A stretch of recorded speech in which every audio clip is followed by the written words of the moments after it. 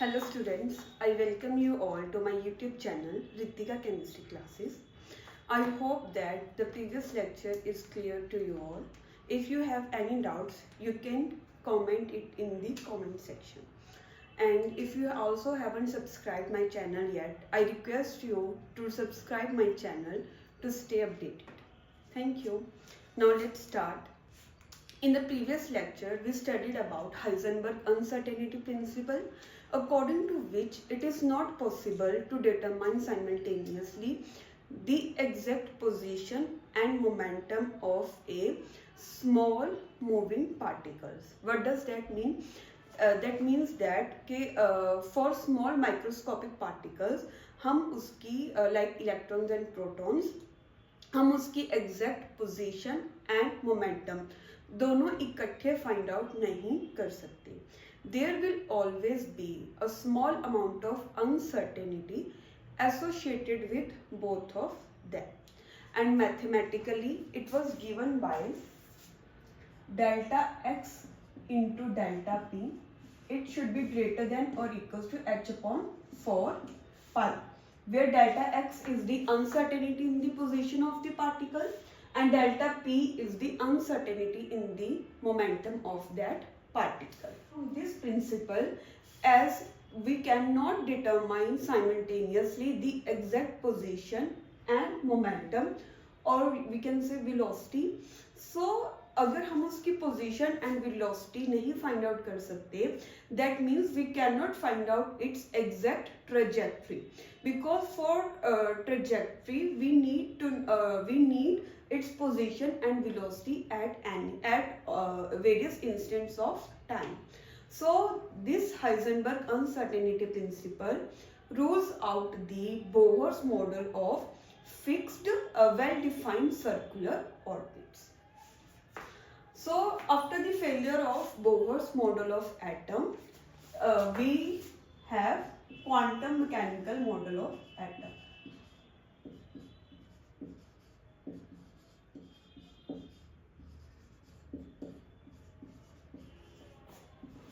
Quantum mechanical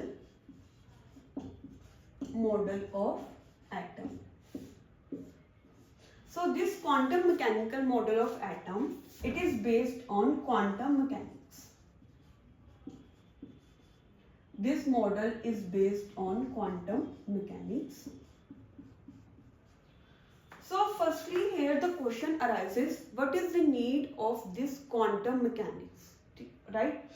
So quantum mechanics was developed because the classical mechanics, which was based on Newton's law of motion, he does not consider the wave nature of particle and also Heisenberg uncertainty principle. So the classical mechanics, when it is applied to macroscopic particles, the results are very true, very correct. But when this classical mechanics was applied to small, or we can say microscopic particles, this classical mechanics failed. So the quantum mechanics, which consider both these concepts, that is de Broglie concept of dual nature of matter and Heisenberg uncertainty principle, was put forward, and that mechanics is known as quantum mechanics. So quantum mechanical model of atom was based on quantum mechanics. So before starting studying this model of atom, we will study various concepts. So firstly write down sinusoidal wave equation. First is sinusoidal wave equation, write down.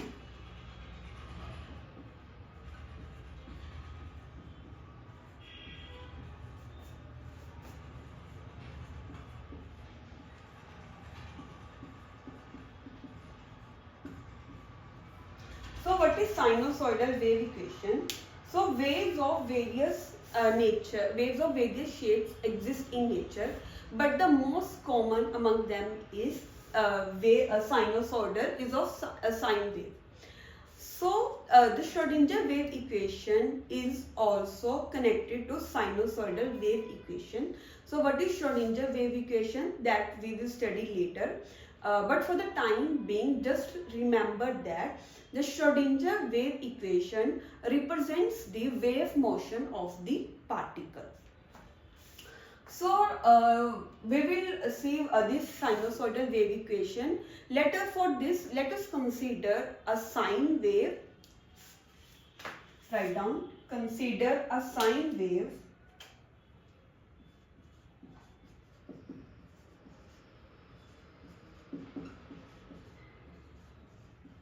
and it is traveling in x direction. Consider a sine wave traveling in x direction and its velocity is v. Write down. Traveling in x direction with velocity v, wavelength lambda, having frequency nu and amplitude a. Right? Then the displacement at any position and at any time is represented by y. Write down. Displacement at any point, or you can say any position x and at any time t, and at any time t is represented by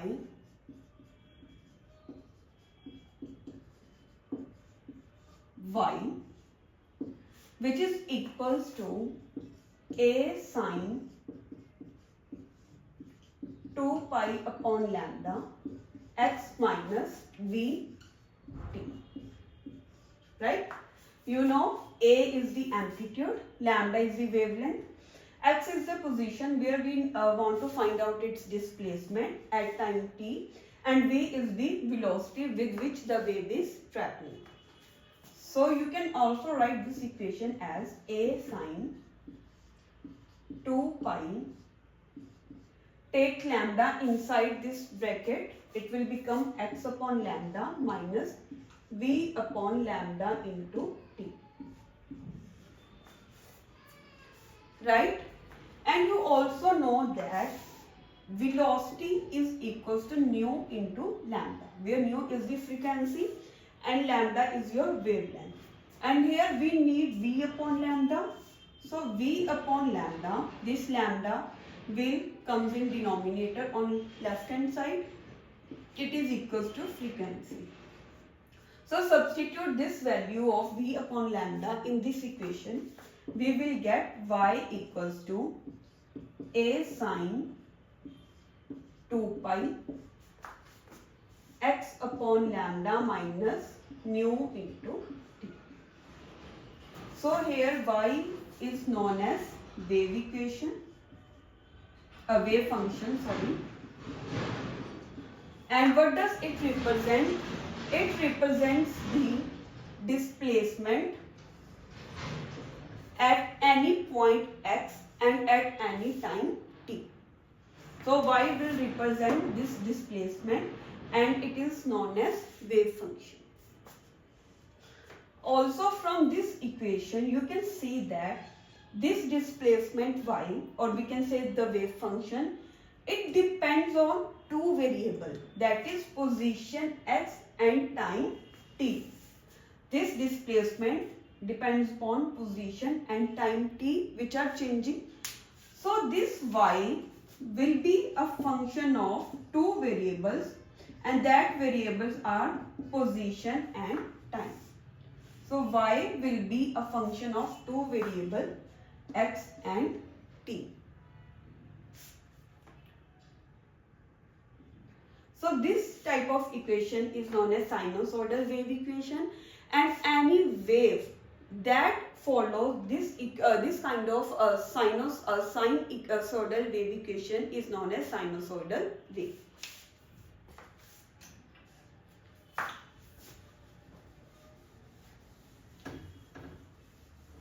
So as we now know that the electrons, or we can say microscopic particles, also possess wave nature. So what is the nature of this wave that is associated with them? We will see in this topic. Write down standing wave pattern.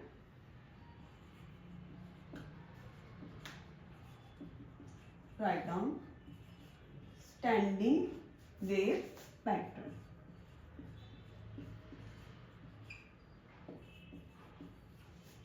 In order to understand this, we will take one example. Let us suppose you have a string and it is attached to this wall at one point, and this is string, right? Now stretch this string and after that produce, or we can say generate, some disturbance in this string. Let's suppose this is the wall and we have some string. So we have, let's suppose, generate some disturbance in it. So when we will generate some disturbance, it will produce wave, and this wave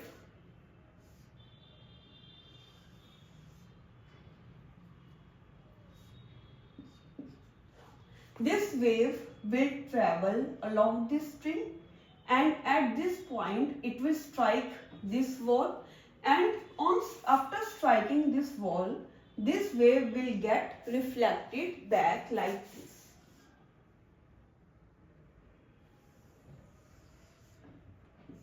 So this is the reflected wave. So we saw that when this wave will strike this wall, it will be reflected back. Now let us suppose that we have confined this string. That means we have wall on both the sides of this string. This is wall 1, let's suppose this is wall 2. And this string is, let's suppose it is fully stretched. Now again we have generate some disturbance in this string. So on producing disturbance, what will happen? Again the waves will be produced. But as now we have wall on both the sides of this string, so the wave will travel on both the sides, and after striking either this wall or this wall, it will be reflected back. So on and all, what will happen that the shape of this string will goes on changing continuously, because the wave will travel along the string, will strike this wall and then gets reflected back, and so on. So but somehow if the original wave, that means the disturbance, and the reflected wave are such that they are able to manage in such a way that the wave does not travel, but it seems that the whole string is moving up and down, then that kind of pattern is known as standing wave pattern.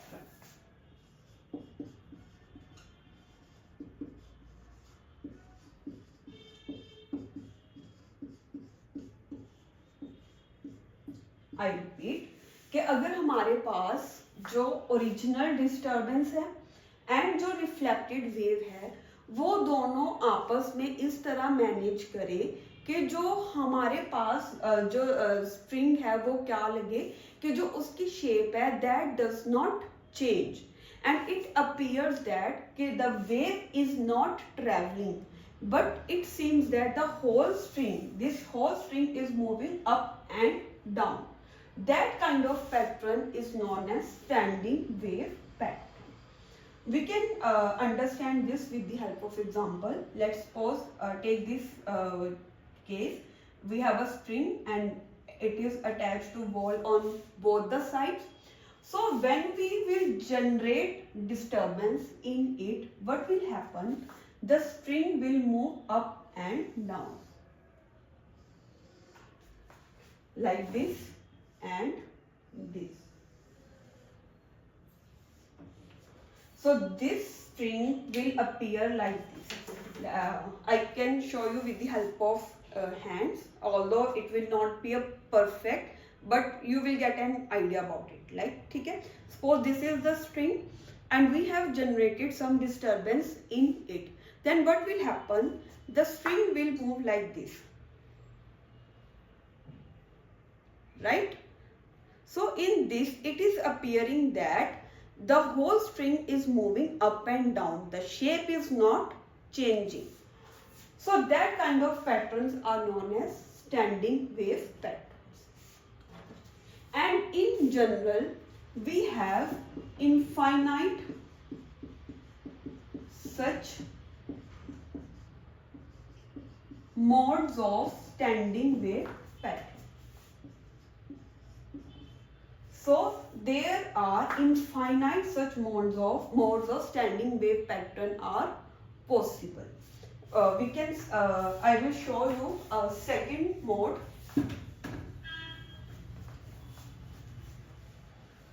This one is the simplest mode. This one is the simplest mode of vibration. Right? Also, if we talk about higher, the second mode of vibration, it is also possible that the wave will, one second.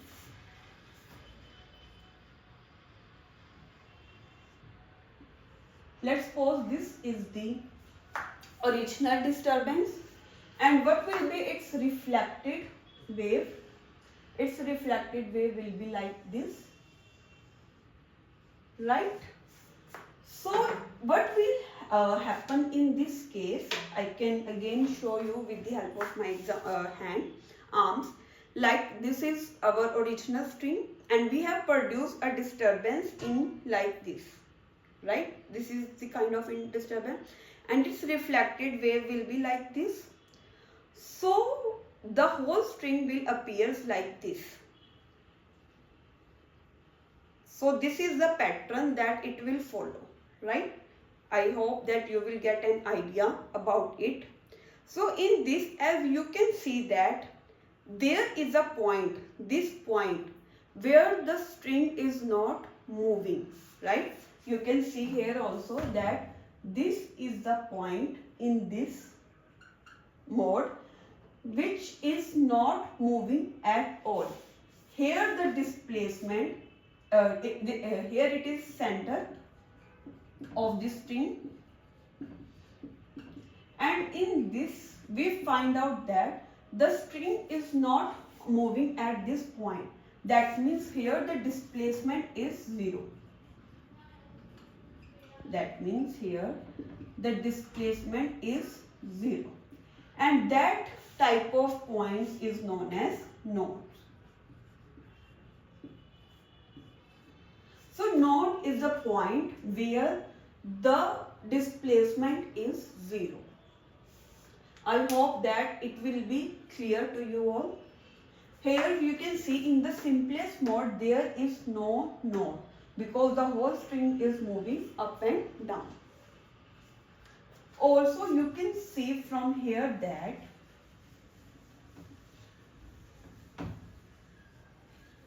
here we are having a string, and string you know is a one dimension, right? So string is one dimension. So if the waves are in one dimension, that we see that the node is a point. Here the node exists in the form of point, and you know the point is of 0 dimension. So if our wave is of one dimension, or we can say the string is of one dimension, then the nodes will be of 0 dimensional. Similarly, if we move towards higher dimension, like if we have 2 dimension, then the node will be of 1 dimension, right? What does 1 dimension means? The node will exist in the form of line, you can see. Similarly, if you have 3-dimensional system, then the node will be of 2 dimension.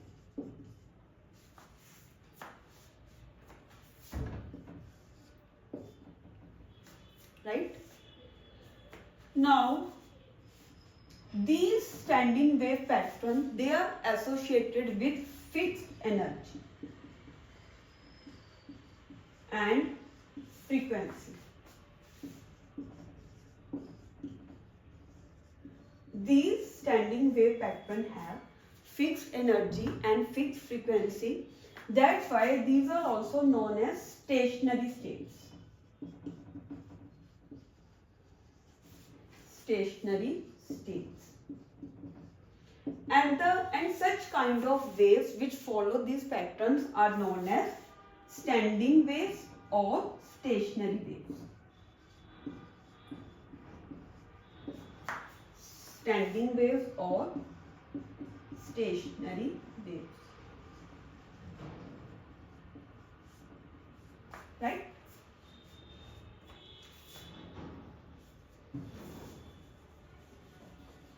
As you can see that standing wave patterns are possible only when our system is confined.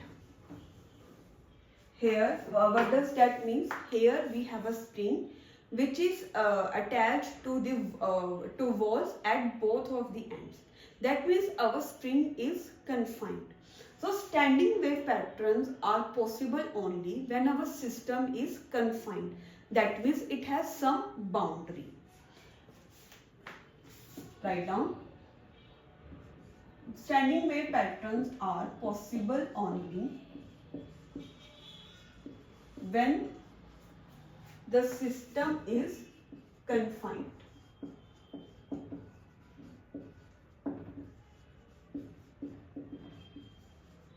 Right? So if we talk about atoms, like in three-dimensional, if we move, so in 3 dimensions like atoms, how this confinement comes, that means, or we can say how this boundary comes. The orbitals also form standing wave pattern. So how what causes this confinement in case of atom? Write down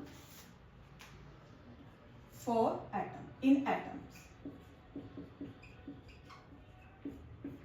let's suppose we have an hydrogen atom. You know that hydrogen consists of 1 proton and 1 electron, right? As proton is positively charged and this electron is negatively charged, so due to opposite charges, there will be a force of attraction that exists between them. Due to this force of attraction, the electron will remain close to this nucleus. This electron cannot move towards infinity by its own. This electron cannot move towards infinity by its own. We need to give it energy, or we need to supply some energy so that the electron will break this attractive force of interaction, and then it can be moved to it can go to infinity. So even if let's say the electron has moved to a large distance like this, let's say the electron has moved from this to this point, right? So even if the electron is has moved to a large distance, then eventually it will come close to the nucleus due to this attractive force of attraction. So this attractive force of interaction, or you can say due to this force of attraction, the electron is confined in an atom.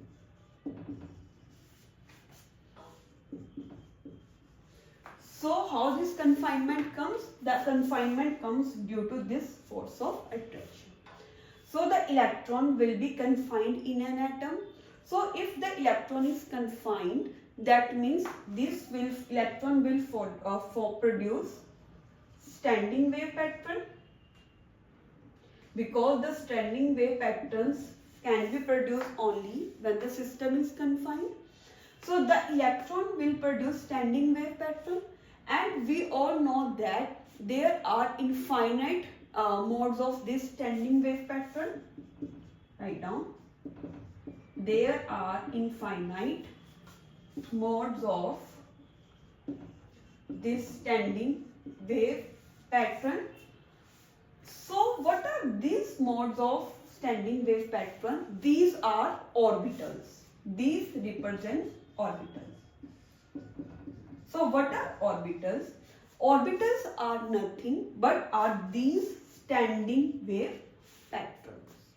Okay. The electron will produce different modes of standing wave pattern, giving rise to different kinds of orbitals.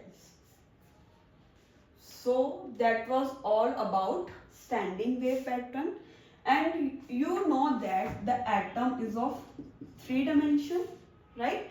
So the nodes will be of 2 dimension.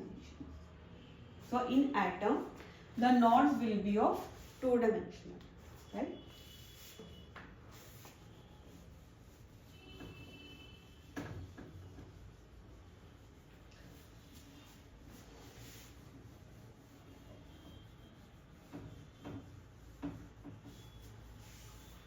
So that was all about standing wave pattern and the kind of wave that the electrons possess. I hope that today's lecture is clear to you all. Thank you.